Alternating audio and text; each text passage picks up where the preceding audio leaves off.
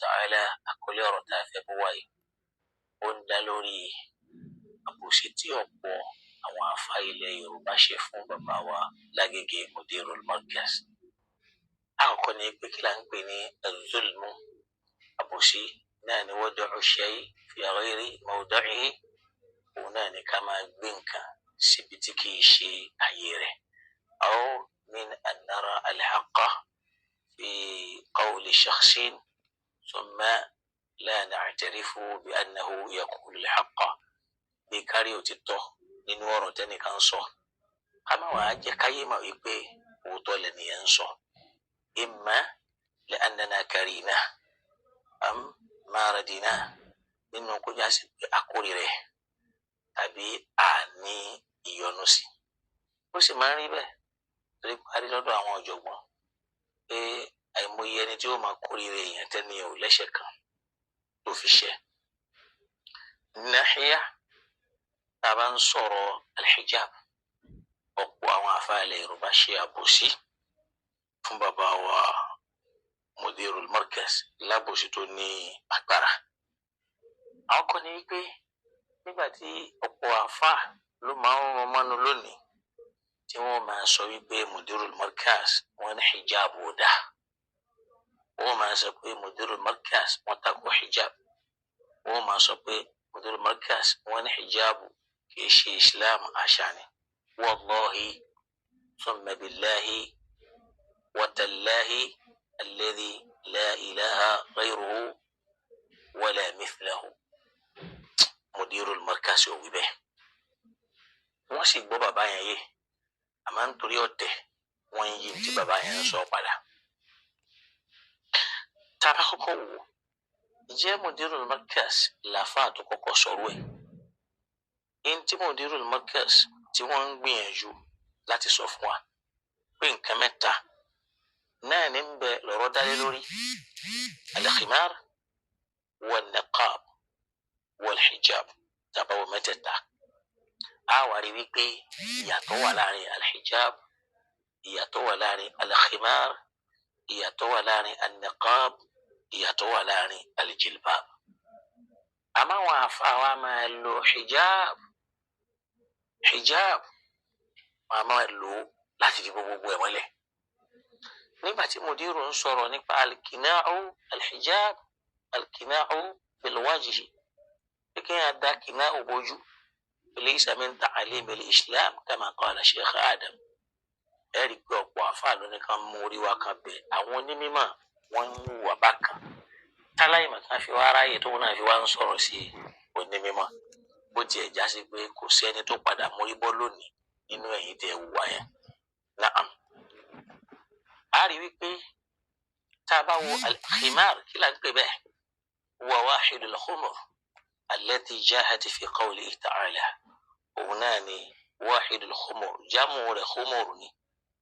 Khimar là ń pè ọ̀kan tọ́lọ́run sọ nínú al-Qur'an nínú Suratul Nur àyá 31 wípé waliyadribna bi khumurihinna ala juyubihinna, káwọn èèyàn mú ìborùn wọn kan wé mọ́ orí mọ́ ọrùn wa nítorí kí ọrùn wọn kó má lè máa ṣí kalẹ̀. Ìyẹn ni pé wa huwa ma yughatti bihi ar-ras bi ayyi shaklin min al-ashkal kat-tarha wash-shal wa ma yu'rafu bil-ishari wa yuqalu fi dhalik. Gbogbo ntàwé ní kat-tarha wash-shal wa ma ila dhalik, yuqalu fi dhalik. Lọ́dọ̀ àwọn Lárúbáwá máa sọ wípé ikhtamarat al-mar'a wa takhammara, ìyẹn nígbà tí obìnrin bá dá nǹkan bo orí, wa hiya hasan al-khimara, ìyẹn ni pé olùdáadáa. Al-niqab, kí là ń pè ní niqab? Huwa ma tada'uhu al-mar'atu ala wajhiha li sitrihi, ẹni tóbìnrin máa dà bójú láti fi bójú ká má lè rojú ẹ̀. Wa yusamma aidan al-barqu', wọ́n á máa pè ní barqu', àwọn kan máa pè ní an-nasif, wa huwa ma'rufun fi zamanin qadimin inda al-yahud. Eléyìí ti wà lọ́jọ́ tó ti pẹ́ lọ́dọ̀ àwọn Yahudi. Kama fi Sifir Takwin, tá bá lọ wo Sifir Takwin, síkìlà ń pè ní Takwin, so náà ni ìsínà Genesis Ishahu 24 chapter 24.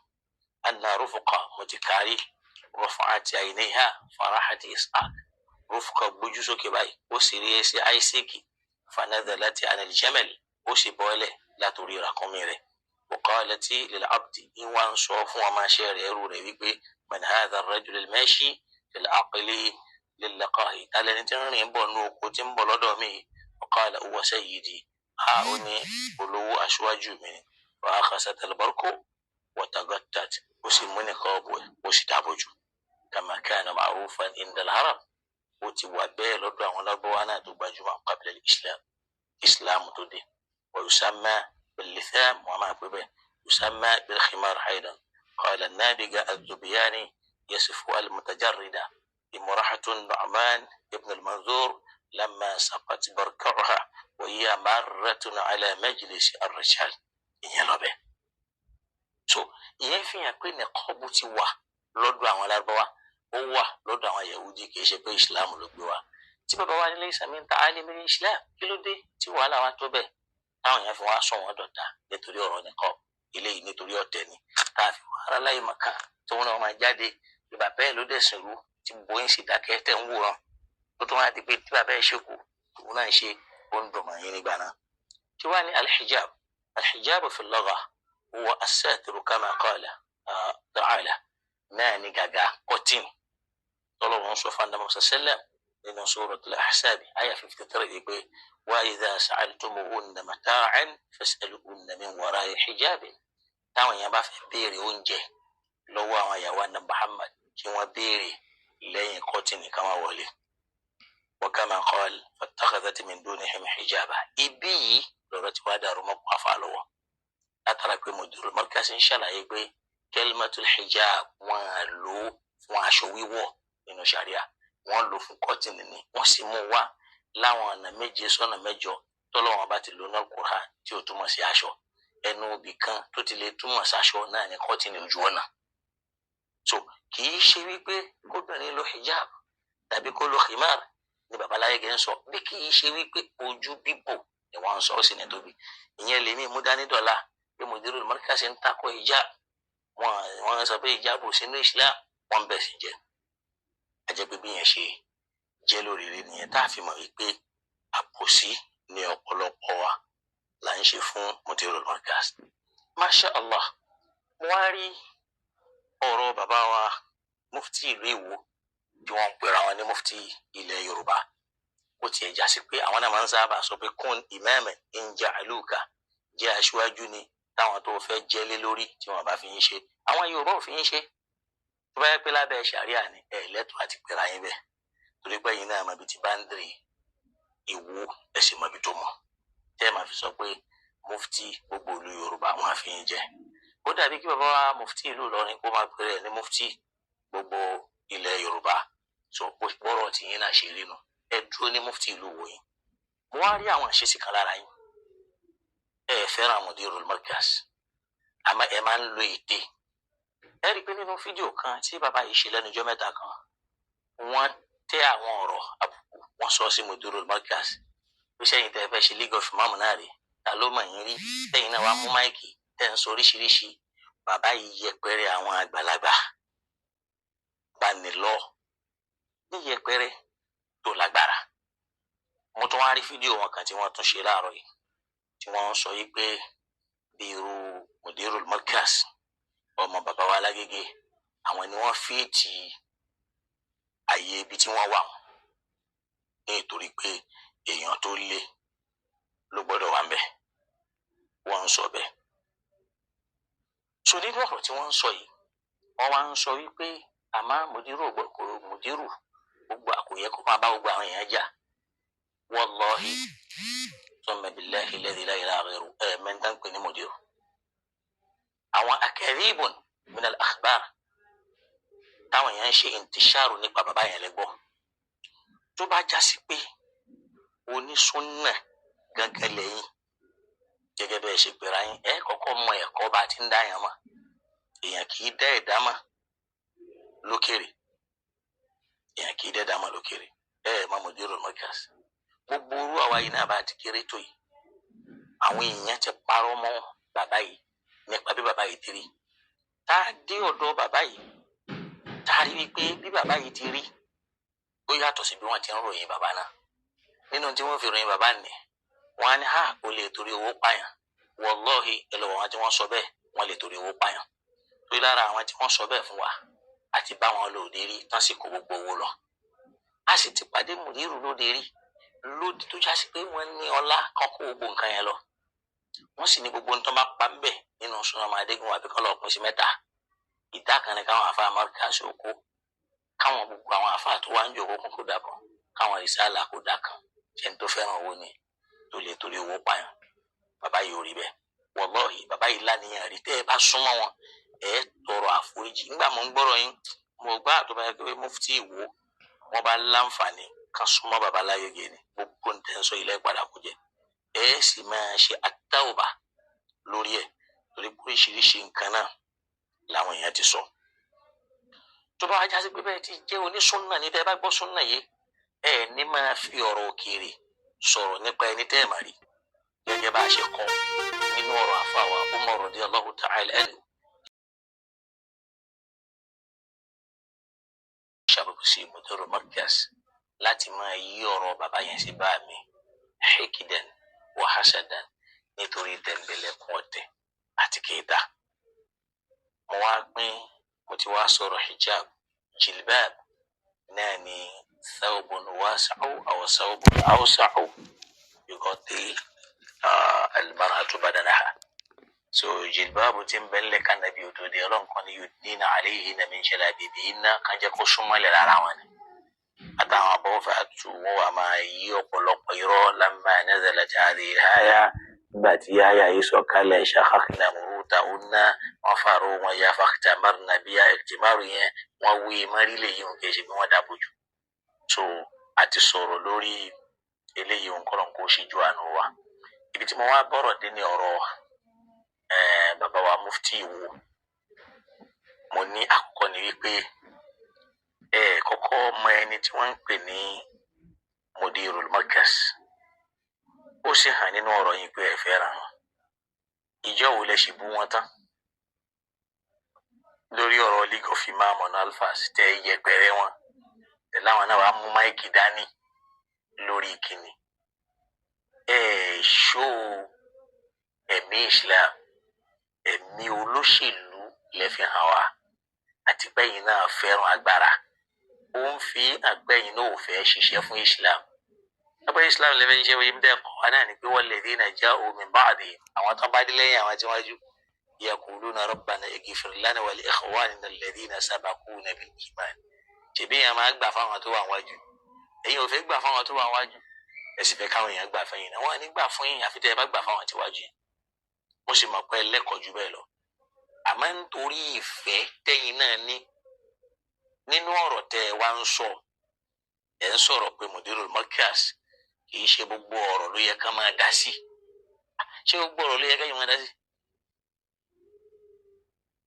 Ẹni kò yẹ ká máa bá gbogbo èèyàn jà táná ń bá jà mọ Mudirul Markaz.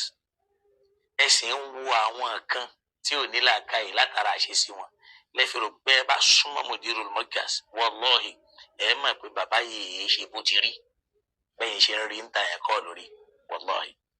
Bàbá yẹn sì ṣàbòsí òyàn lè pé yóò wà máa jàǹbá onítọ̀hún. Sòtí yẹn bá fẹ́ sọ̀rọ̀ èèyàn ìwọ ló súnmọ́ tí wàá mọ̀. Kì í ṣe pé táwọn èèyàn sọ ni mo fi sọ nínú àyà kan yìí pé wala taqfu ma laysa laka bihi ilm. Má tójú bọ ìntò ní máa ń parẹ́ kò wá máa sọ. Torí pé inna as-sam'a wal basara wal fu'ada kullun ulaika kana 'anhu mas'ula. Torí pé as-sam'u etí tó fi gbọ́n tí wọ́n sọ fún ọ ni. Wal basar àtọ́jú tó fi ń wo lókèrè. Wal fu'ada làákàyè tí wọ́n náà fi gbé tọ̀tẹ̀ yẹn kullun ulaika kana 'anhu mas'ula. Gbogbo ẹni wàá rojọ́ lórí ẹ̀. Èyí tẹ́ ń sọ yẹn tẹ́ rojọ́ lórí ẹ̀. Ó yẹ kẹ́ ẹ ṣẹ́nu kù lórí ẹ̀. Torí pé ẹ fi gbà kan súnmọ́ wọn. Ẹ sì mọ̀ wọ́n. Àwọn bàbá bá kí ni wo súnmọ́ wọn. Wàsíù lè Yorùbá lọ kí wọ́n gbà tí wọ́n ṣàárẹ̀. Wọ́n ṣe ṣàárẹ̀ tó yẹn náà ẹ̀yin ò débẹ̀ gẹ́gẹ́ bí mùsùlùmí.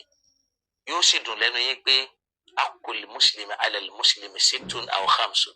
Pé ìwọ mùsùlùmí sí mùsùlùmí oyè báyìí ni. Ìyáàdúró ìmárìdán tó bá ṣàárẹ̀ ká lọ bẹ̀ wò. Ṣé ẹ̀yin lọ bẹ̀ wọ́n wò? Lára súnnà tàjọ pàdánù nìyẹn tí ó sì láwùjọ. so dàkànjọ ń pariwo súnà ọ̀tọ̀ ní ká máa fi bọ́ọ̀dì ṣe súnà kó má dénú ọkàn wa. mo wá ní mo rí pé ẹ fẹ́ràn bàbá náà ìdí tí mo fi sọ bẹ́ẹ̀ rí o. ẹ̀yin ní bàbá yẹn dà níbi ọ̀rọ̀ Yorùbá nation. ṣebí Yorùbá nation yẹn lẹ́yìn gbé dání. ṣé Mudiru Markaz ṣẹ̀ṣẹ̀ wàá dá níbi Yorùbá nation ni? ìyẹn fi hàn pé Mudiru dá níbi kó ṣe jihad Yorùbá nation, kò dá níbi jihad Islam, kò sì dá níbi jihad rọ́bìtọ̀. Wallahi bí ìgbà téèyàn ń dọ́gbọ́n kànyàn lábùkù ni. ọ̀nà tẹ́ ń gbà sọ̀rọ̀ nígbà míì kò jọ tó ní mímọ́. ló bẹ́ẹ̀ sọ ní tẹ́ ń lálẹ́ àwọn báyẹn tẹ́ ń ṣe fẹ̀kẹ̀ bí bàbá wa Ràúfù Arẹ́gbẹ́ṣọlá tó fi sọ̀rọ̀ sí Tinubu tó dẹ̀tẹ̀ mọ́ wọn lọ́wọ́ torí pé lídà yín ni wọn. irú ìṣesí yẹn lẹ́yìn náà lò. ẹ gbọ́dọ̀ máa lo fọ́tò olóṣèlú fi báwọn èèyàn sọ̀rọ̀ ń gbòòrò. ẹ padà sí fọ́tò alim tó ń jẹ́ Tafa torí pé gbogbo èèyàn ló wà disappointed nínú ẹ̀yin náà sì mọ̀ ló ń jẹ́ kẹsẹ̀ wàá máa yírú ọ̀rọ̀ tẹ̀ ń yí padà pé bàbá yẹn ó bàbá adé bàbá ọmọ bàbá wa Adam tó wọ́n dá àwọn náà fìtì ipò yẹn léyìí tẹ́ ẹ ti sọ fún wọn tẹ́lẹ̀ yìí pé ẹlòmíì ló yẹ kó wà ẹlòmíì ló yẹ kó bákan ti rí tẹ́ ẹ ti sọ mí. ẹ wá ní kì í ṣe gbogbo ọ̀rọ̀ ló yẹ kán dà sí tí ọ̀rọ̀ kan wà tó ní limit pẹ́ni tó bá jẹ́ dáhìn níbi Islam. Al-Qur'an ní ma farratna fil kitabi min shay'in. kò sí kíní kan táwọn Ọlọ́run ò mẹ́nu bà. ṣé ìsọkúsọ ni bàbá yẹn ń sọ ni? èèyàn wo ni bàbá yẹn ń bá jà ẹ mú wọn jáde? ṣẹ́yìn ti dọ́dọ̀ wọn rí? ẹ débẹ̀ rí. ọ̀rọ̀ tẹ́ ń sọ yẹn ó kù díẹ̀ káàtó kì í ṣe ọ̀rọ̀ tó dáa. kọ́lọ́n kó yáfẹ́ àwa kó yáfẹ́ ẹ̀yin náà. àwa súnmọ́ wọn a sì mọ̀ wọn. wallahi àmọ́ wọn. wallahi innahu la muhsinu. èèyàn rí ni bàbá Mudiru Markaz. tó bá já sí pé àwọn tẹ́ ń wò làwọn tí wọ́n fẹ́ bà lé Sheikh Adama jẹ́, tí wọ́n fẹ́ bà ogún Sheikh Adama jẹ́ ní tìtorí hubbu shakhsi tọ̀dọ̀ tí wọ́n lẹ̀ ń wò. irú ọmọ kéwù kan náà ọmọ kéwù Mudiru èyí tòlótòló tó rí tó bá wọ fọ́tò ẹ̀ kò sí yàtọ̀ láàrin òun àti tòlótòló tó ti búlé Sheikh Adam tó yẹ̀yẹ́ Sheikh Adam tó wá di wípé ó ti wá sùn ó ti sùn nìkan náà wèrè ọwọ́ ṣọ́ọ̀lù náà ẹ̀ṣẹ̀ tún gbà. kọmọ kí ó máa sọ fún àfa rẹ̀ wípé Mudiru mọ̀rọ̀ sọ Mudiru fẹ́ràn kó máa sọ̀sọ́ kó sọ láti fi bà nǹkan jẹ́ lórí ọ̀rọ̀ Azaruba. ẹ̀rí pé wèrè ọwọ́ ṣọ́ làwọn yìí. kí ni túmọ̀ wèrè ọwọ́ ṣọ́? ẹni tó já sí pé wèrè ni tó kàn ń wọṣọ sára. tẹ́ bá ti gbégò sójú ẹ ti mà pé irú àwọn ilé nínú kó já sí pé wọn á máa mu bó tàbí ká mọ̀ gbogbo torí bẹ́ẹ̀ ní rójú wọn. ìkàtìkàtì ni ó mọ̀ sọ. so yóò wá máa búlé yẹn ẹ̀ ń bú Sheikh Habib ẹ ti mà pé Sheikh Adama lẹ̀ ń bú. bàbá Adama náà sì ti ròyìn sínú tírà tó ti pín in sọ́nà mẹ́ta pé ọmọ àlè nírú yín nínú ọmọ kéwù. èyí wọn ò jẹ́ tuntun mọ́. tó wá lọ já sí pé wèrè ọwọ́ ṣọ́ lẹ̀ ń sọ. Sheikh Habib ṣé wọ́n ń bá wèrè ọwọ́ ṣọ́ jà ni?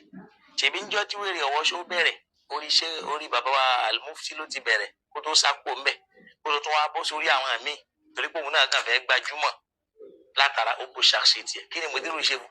ṣé ń jọ́ tí Mudiru ti ṣàárẹ̀ tó ti lálàáfíà ṣé wèrè ọwọ́ṣọ́ débẹ̀? ṣe àwọn pé wèrè aláṣọ pọ̀ nínú ayé wèrè ọwọ́ṣọ́ nìyẹn. so àwọn ọ̀rọ̀ táwọn yẹn ò ta àti irú àwọn míì tó dá bẹ́gbẹ́ kí ni Mudiru Markaz ṣe? kí ni wọ́n sọ? ṣé wọ́n bàbá Mustapha wọ́n sì ti yanjú ẹ̀? wèrè ọwọ́ṣọ́ náà fẹ́ ṣe tiẹ̀. gbogbo orú wọn tẹ́ ń rí wọn Saheed Shittu làfa wọn torí wípé béèyàn bá ti ń tẹ̀lé mọ́nájú ẹnìkan àfa rẹ̀ ni kéwú tí wọ́n kéwú ṣàǹfààní fún wọn mọ́ ni. so ṣé Mudiru ń bá wèrè ọwọ́ sọ́jà ni àbò ń bá tòlótòló jà? èyí ọlọ́run tòlótòló ó bá wọn jà. so ẹ má máa kó wọn pọ̀ mọ́ra wọn. Mudiru Markaz jẹ́ ni ọlọ́run tó bẹ́ẹ̀ kí wọ́n ń bá yàn jà ni yóò ti bàjẹ́ jù báyìí lọ. wọn à sí nílé yàn rárá. gbogbo orú àwọn paráfísà àtàwọn dàkátìrà tí wọ́n jókòó tí wọ́n yẹn wọ́n lè jókòó tí wọ́n ẹ lọ́wọ́ gbogbo wọn tí wọ́n ń pariwo Mudiru ìta ló léèyàn lára tó Mudiru Markaz wọn ni. àwọn tí ò fẹ́ràn Mudiru náà tí wọ́n sì fẹ́ style of his governance tí bàbá rẹ̀ ti ń ṣe náà ló ń dá wàhálà lẹ̀ kì í ṣe nǹkan mi. Mudiru ò sí lẹ́nìkan àfẹnití ń bá ń lé Mudiru lókù ẹni tí ń bá ń lé Mudiru lókù. so kọlọ̀ kó ṣíjú àánú àkùrọ̀ ẹgẹ́ ti bẹ̀yẹn rán ẹgẹ́ tiẹ̀ dáadáa. so nítorí bẹ́ẹ̀ tẹ́nìkan bá wá ń sọ kí nìkan Mudiru ń bẹ́ nìkan tani Mudiru ń bájà Mudiru ń sọ bayani ni bí wọ́n ti bú bàbá náà tó ta ni bàbá yẹn ń bájà ṣe bẹ́yìn náà wà láyé ó ṣe wá jẹ́ ní ìsìnlẹ̀ ẹ̀ṣẹ̀ wá ń sọ léyìí tẹ́ ẹ ti fi ẹnu dáràn níbi ọ̀rọ̀ lígì fáwọn tẹ́ wá pé ọ̀rọ̀ yẹn ti bàjẹ́ bẹ́ẹ̀ ṣe sọ látara àkìlẹ̀ ẹ̀ṣẹ̀ wá tó ń dá àwọn ọ̀rọ̀ pa nínú ọ̀rọ̀ yẹn náà ẹ̀ tó ń sọ nísọ yìí pé ọ̀rọ̀ Yorùbá nation Yorùbá báyẹn ló fi ti àfa Yorùbá nation ni wọ́n fi kéwú ṣe bá fa Yorùbá nation lẹ́yìn pé ra yín níbo lẹ wá bá dé níjọ́ tí wọ́n pàtàn yẹn kílẹ̀ sọ rí nǹkan kan sọ ní mara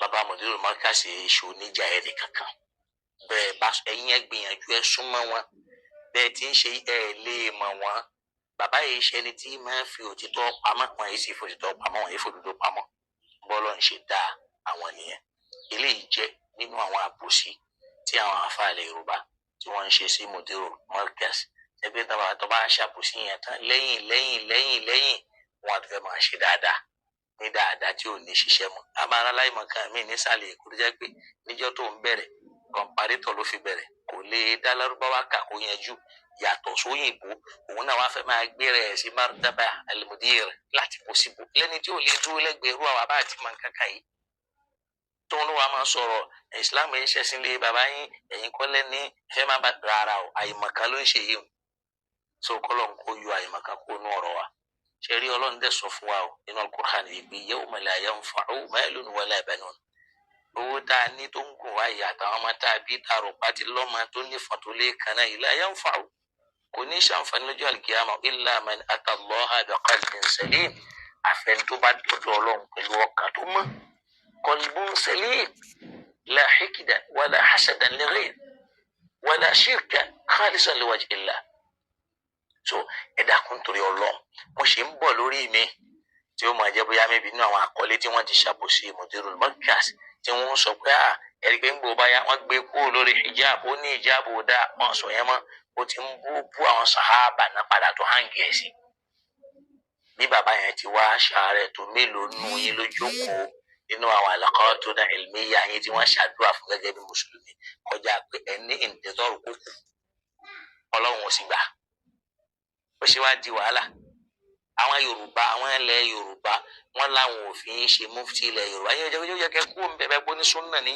pé kún imaman in ja'aluka lẹ́sọ̀ já síwájú tí wọ́n bá fi ọ́ jẹ́ kódà aládìí tó sọ fún wa pé la yuqbalu salatu rajulin wọn à ní gbà àwọn ẹnìkan èèyàn kan amma qawmin tó ń fẹ́ máa ṣáájú àwọn èèyàn wa hum laha karihun tí wọ́n fẹ́ ẹ jẹ́ mufti yín sí wò dọ́dọ́kọ́ so ọ̀rọ̀ mufti yẹn gan ló dùn ẹ̀yin nù ọ̀rọ̀ League of Malfas tó bí wàhálà gbogbo ìtara tẹ̀ ń ṣe yẹn nítorí pé mufti òṣèlú lẹ fẹ́ jẹ kọ́lọ́n kó sì bá wa foríjì wa èmi náà a sọ pé a fẹ́ bu yín tàbí káyẹyẹ yín àmọ́ ẹ mọ ìwọ̀ kẹsì mọ ẹ̀tọ́ kẹsì já ṣòdodo torí pé òdodo ló lè pe ẹjẹ àjọsọ irọ́ ò lè pọ́n nílé tèwé tàgbà ojú ọ̀tá pọ́njù náà àhóso òdodo ilẹ̀ níkúlẹ̀ lè haqqa walau kana murra ẹ̀sùn títọ́ kódà tó bá kóró i'dilu huwa aqrabu lit-taqwa ẹ̀ ṣe déédéé òun ni ó jẹ́ ká máa pé bẹ̀rù Ọlọ́run bẹ lára wa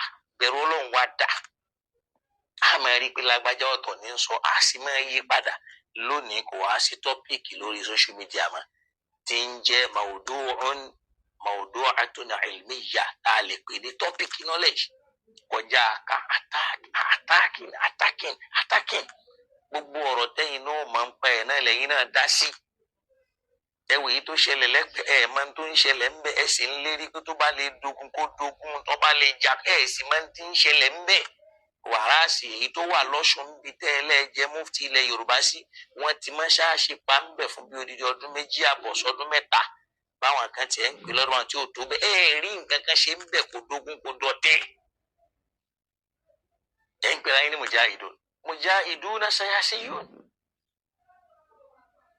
mujahiduna sayasiyun ni mujahidu olóṣèlú ẹ̀yin kan ń wá bẹ́ẹ̀ jí fẹ́ táàpù nǹkan ní federal government ni ṣe bọ́rọ̀ olóṣèlú lẹ́yìn náà ń sọ tẹ́lẹ̀tẹ́lẹ̀ sọ̀ká wá sọ pé ibi ọ̀rọ̀ òṣèlú yẹn lẹ́yìn dá sí ẹ má sọ̀rọ̀ ẹ̀sìn àwọn ọ̀rọ̀ tẹ́ ẹ sọ yẹn ó kù díẹ̀ káàtó kọ́lọ̀ kó yáfi ẹ̀yin náà ibi tẹ́ ẹ bá rí nínú ọ̀rọ̀ mi tó bá kù díẹ̀ káàtó tí ò bá yín lára mu tó Ọlọ́run ó yáfi mi yóò yáfi ẹ̀yin náà bí akil hayyil qayyum الذي لا تأخذه سنة ولا نوم يا أول الأولين ويا آخر الآخرين يا ذا القوة المتين يا رحم المساكين ويا أرحم الراحمين ولا حول ولا قوة. ní tẹ́ bá wa ṣí ètò yẹn ní pàdánù ọmọláyé àti lọ́run ọlọ́run ó sì máa ṣí oore fún yín láwọn oore tó ní agbára tó já sí pé ẹ̀yin náà ó máa wò pé ṣé mi náà lọ́lọ́run ṣoore tó tó báyìí fún bí ó ti rí nù bí akil ayyil qayyum alladhi la ta'khusuhu sinatun wala nawm.